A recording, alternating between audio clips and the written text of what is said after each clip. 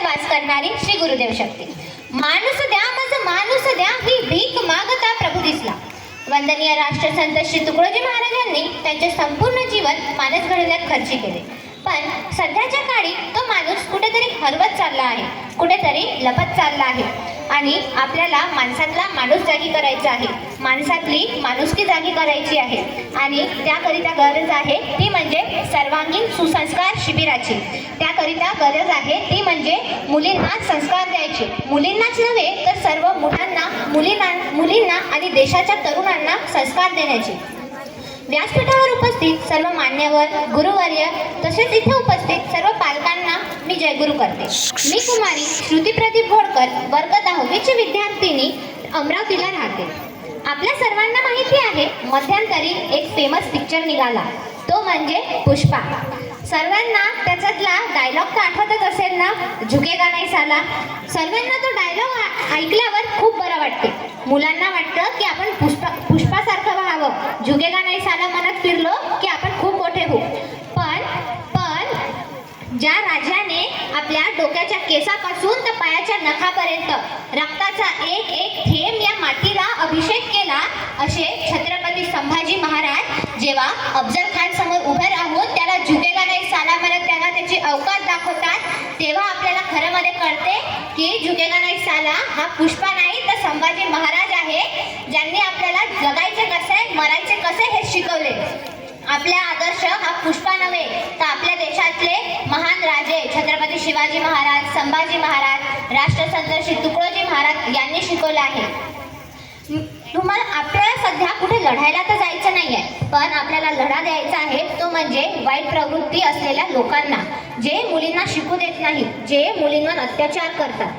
आपलं अस्त्र हे आपलं शिक्षण आहे. जर मेंढ्या पाळणारा IPS होऊ शकतो, जर मेंढ्या पाळणारा IPS होऊ शकतो तर आपण का नाही? तुम्हाला माहिती आहे का, जेव्हा लोक त्या मेंढ्या पाळणारा IPS झाला तेव्हा त्याचे अभिनंदन करायसाठी बुके घेऊन गेले, तर तो म्हणाला मला बुके नको, मला बुके नको, मला बुक द्या, मला पुस्तकं द्या, आम्हाला शिकू द्या, आम्हाला शिक्षणाचा अधिकार द्या, आम्हाला बुके नाही, आम्हाला पुस्तके पाहिजे, आम्हाला शिकू द्या, आम्हाला या देशाचं भविष्य घडवू द्या. तुम्हा सर्वांना माहिती असेल की माता जिजाऊ, सावित्रीबाई फुले, राणी लक्ष्मीबाई घडल्या म्हणूनच आपण इथे आहोत. अरे जिच्या हाती पाळण्याची दोरी तीच जगाची उद्धारी. जर या महान महिला जन्मल्या नसता तर आपण इथे बसू शकलो नसतो, आपल्याला इथे बसण्याचा अधिकार नसता, शिक्षणाचा अधिकार नसता. जर सावित्रीबाईंनी कष्ट केले नसते, त्याग केला नसता, स्वतःची अब्रूचा त्याग केला नसता तर आपण आज शिकू शकलो नसतो. त्यांच्यामुळे आज आपण इथे उपस्थित आहोत. आपण शिकू शकतो. आपण एसटीच्या कंडक्टर पासून तर विमानाच्या पायलट पर्यंत सर्वच पोस्टवर जाऊ शकतो. आपल्याला त्यांनी सर्वांचा हक्क दिला आहे. मग आपण का मागे राहतो? आपण का वाईट सवयीच्या मागे जातो? तुम्हा सर्वांना माहिती असेल आपले 4 युग आहे, ते म्हणजे सतयुग, द्वापरयुग, त्रेतायुग आणि कलयुग. पण तुम्ही विचार केला का की यातला फरक काय? तो फरक म्हणजे सतयुगमध्ये संपूर्ण जग माझे परिवार, द्वापरयुगमध्ये माझी जाती माझा परिवार, त्रेतायुगमध्ये माझा परिवारच माझा परिवार आणि आता कलियुगामध्ये मी आणि मोबाईल हाच माझा परिवार. लोक एकटे राहायला शिकले आहेत, लोक माणुसकी विसरत चालले आहेत. त्याकरिता गरज आहे ती म्हणजे अशा सुसंस्कार शिबिराची.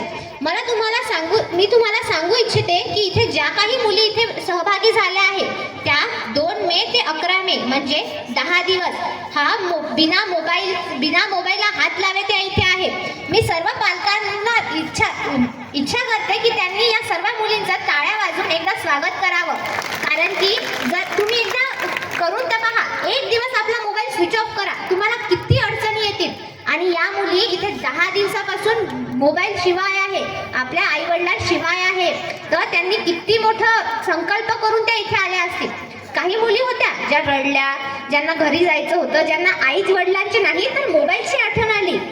पण इथे काही मुली आहेत ज्या 2 मे ते 11 मे संपूर्ण 10 दिवस बिना रडे बिना मोबाईलच्या इथेच उपस्थित आहेत.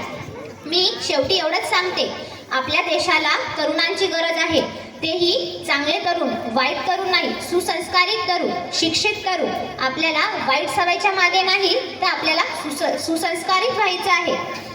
त्याकरिता आपल्याला यायचं असेल तर ते म्हणजे अशा सुसंस्कार शिबिरात। शेवटी एवढंच म्हणते, पवित्रता मन में रखो और हित सबका चाह लो, किसी को बुरा मत बोलना, जगत के हंसी को साह लो, जो दीन है धनहीन है उनकी सदा सेवा करो, जो साधना बिन राम का घर बैठ कर दर्शन करो, घर